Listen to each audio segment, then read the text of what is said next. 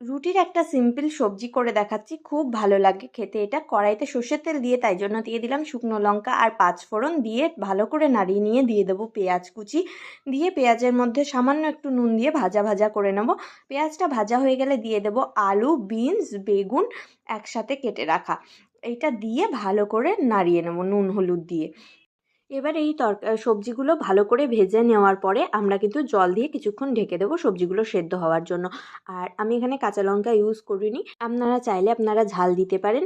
আর এটা বাচ্চাদের জন্য খুবই একটা উপকারী সবজি, এটা বাচ্চাদের দিলে বাচ্চারাও খুব ভালোভাবে খেয়ে নেবে। ব্যাস, আমরা ঢেকে দিলাম, সবজিগুলো সেদ্ধ হয়ে গেছে, এবার জলটাকে মেরে নেবো আর দিয়ে দেবো কিছুটা চিনি, দিয়ে ব্যাস আমরা নামিয়ে নেবো এটা আর রুটির সাথে পরিবেশন করে দেবো।